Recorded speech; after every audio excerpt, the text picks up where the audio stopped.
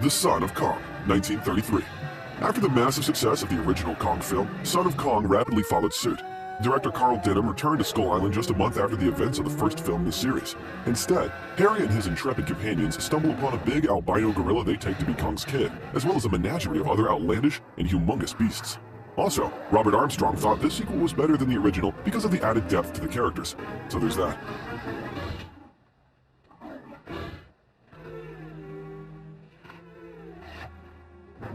King Kong, 1933. It all began with Marion C. Cooper and Ernest B. Schoedsack's radio production segment from 1933, showcasing Skull Island, which is a desolate location near Indonesia, where the film crew led by director Carl Denham discovers the iconic giant ape, King Kong. Of course, the humans don't respect Kong's independence, and thus take him back to New York, leading to a culminating battle. Meanwhile, did you know that a crane was used to raise Kong's hand 10 feet to film the sequences with Anne inside? Well, that actually happened.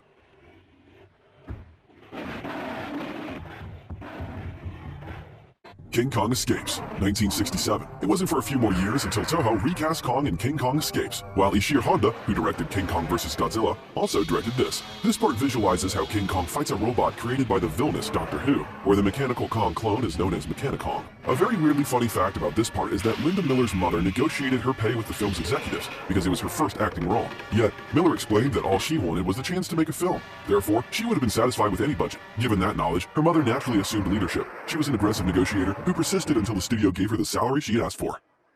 King Kong vs. Godzilla, 1962.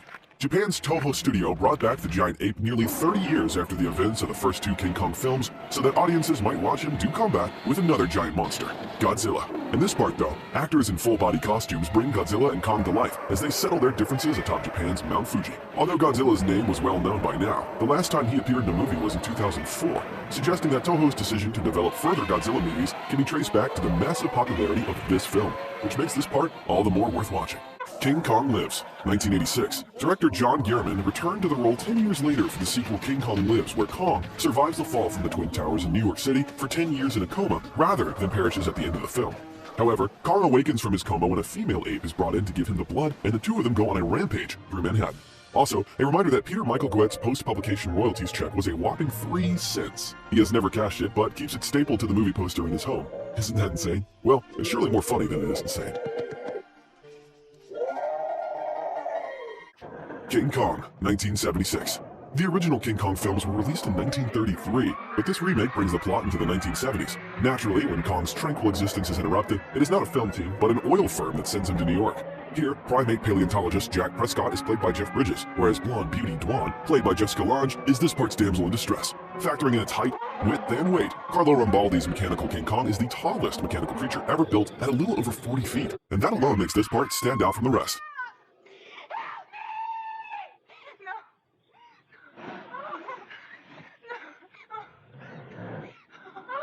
King Kong 2005. For financial gain, a film producer gathers a crew and travels to Skull Island, where they encounter more than simply cannibalistic locals. Also, this is the point in Peter Jackson's epic King Kong that Kong is given the modern big-budget treatment. This film, starring Naomi Watts as Ann Darrow and Jack Black as Carl Denham, is often referred to as a second remake of the 1933 original. Fun fact, the real Empire State Building was completed in 14 months, but the computer-generated counterpart took 18 months to make. So, it sure did take a lot of patience for the graphics team.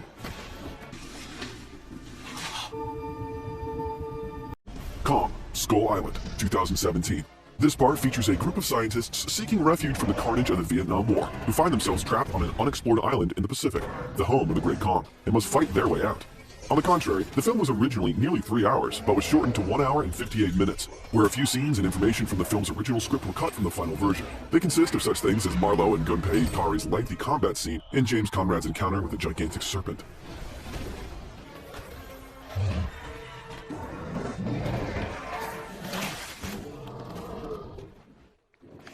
Godzilla vs. Kong, 2021.